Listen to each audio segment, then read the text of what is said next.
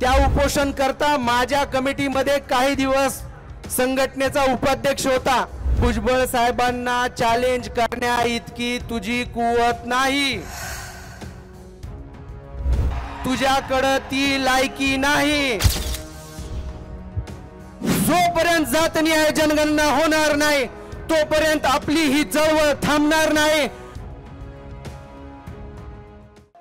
अंबडला ज्यावेळेस पहिला एल्गार मेळावा घेतला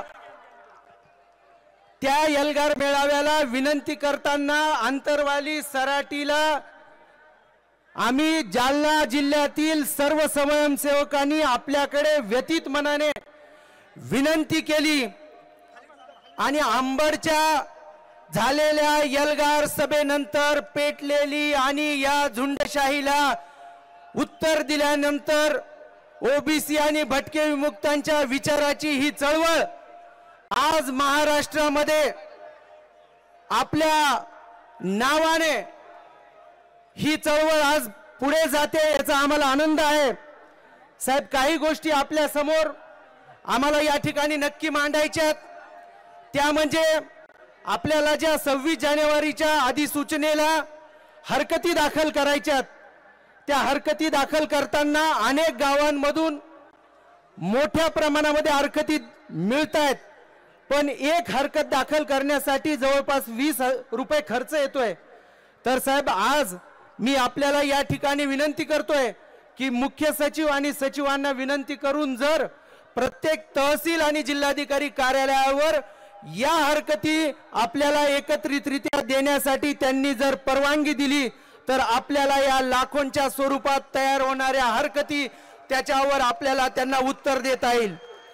त्याचबरोबर साहेब, एक खंत आपल्याला या महाराष्ट्र शासनासमोर व्यक्त करायची आहे की मराठा समाजाचा सर्वे करण्यासाठी गावोगाव त्यांनी प्रगणकांना पाठवलं आणि ओबीसींच्या हरकती घ्यायला आपल्याला सांगतायत, पण या सर्वे मध्ये सुद्धा अनेक त्रुटी निर्माण झालेल्या आहेत आणि या त्रुटी अशा आहेत की आयटी रिटर्न भरणारे लोक सुद्धा सांगतायत की आम्ही झोपड्यांमध्ये राहतोय, आम्ही सामाजिक आणि आर्थिक दुर्बल आहोत, आम्ही आर्थिक मागास आहोत। जर असे सर्वे जर खोटे सर्वे होणार असतील तर त्यातून तयार होणारा अहवाल सुद्धा खोटा असणार आहे आणि म्हणून याच्या अहवालाची सुद्धा योग्य प्रकारे चौकशी आणि त्याची अत्यंत मांडणी करताना त्याची सखोलपणे मांडणी झाली पाहिजे अशी सुद्धा विनंती करतो। काल परवा दिवशी आमच्या अंतरवालीच्या उपोषणकर्त्यांनी आपल्या समोर मंडल आयोग मी चॅलेंज करेल अशा प्रकारचं वक्तव्य केलं।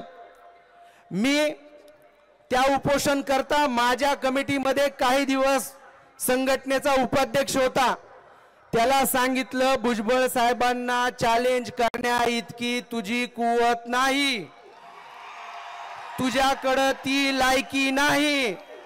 जर तुला मंडल आयोगावर चर्चा करायची असेल तर हा सत्संग मुंडेच तुझ्यासाठी काफी आहे। भुजबळ साहेब या देशातील ओबीसींचा आवाज आहे आणि तो आवाज बनूनच राहील। साहेब, दुसरी एक गोष्ट आहे की ज्या गोपीनाथ मुंडेंनी जातनिहाय जनगणना करण्यासाठी या लोकसभेमध्ये भाषण केलं, समीर भुजबळ भाऊ पण त्या लोकसभेमध्ये होते। या मुंडे साहेबांच्या या जातनिहाय जनगणनेची उद्घोषणा आणि जोपर्यंत जातनिहाय जनगणना होणार नाही तोपर्यंत आपली ही चळवळ थांबणार नाही। आणि साहेब, मी आज या सर्व समूहाला विनंती करतो की 2 घोषणा आपण सगळ्यांनी करायच्यात की जातनिहाय जनगणना होत कशी नाही, त्याचबरोबर जो ओबीसी हित की बात करेगा एकच पर्व। धन्यवाद साहेब।